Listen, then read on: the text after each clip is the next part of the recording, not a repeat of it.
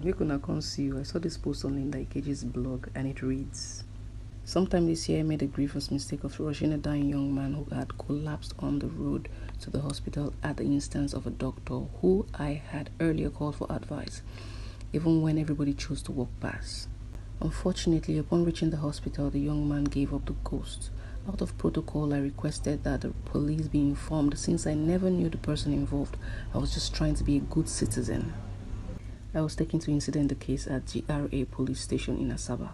To tell you how wicked some officers of the Nigerian police force could be, I was instead accused of murder, with my statement taken under caution.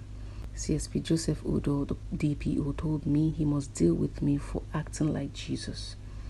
Those were his exact words.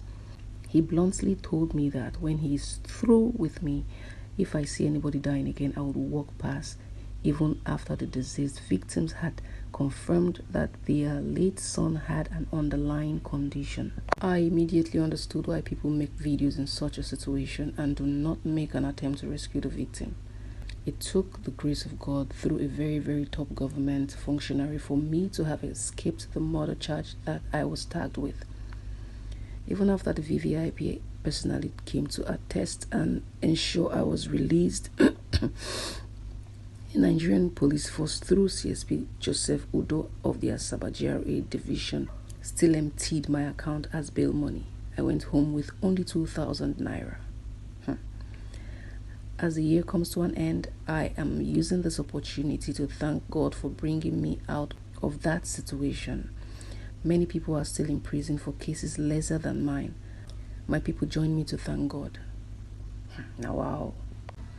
If this is not a made-up story, then trust me, this person is very much unlikely to ever render help to anyone again, to any stranger, ever again in his life. This is probably the reason why people would see people in distress, see people in dangerous situations and just look away. They will look away because of the fear of being roped into something they know absolutely nothing about.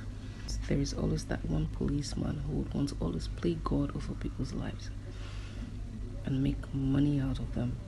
They have no idea how far this attitude of theirs would go in harming people. Situations that were supposed to be redeemable would turn out to be disastrous because people do not want to get into trouble for being good Samaritans. This is wrong. This is wrong. There are people who are in detention, people who are incarcerated, in prison, locked up over things they know absolutely nothing about. The Nigerian police has to do better.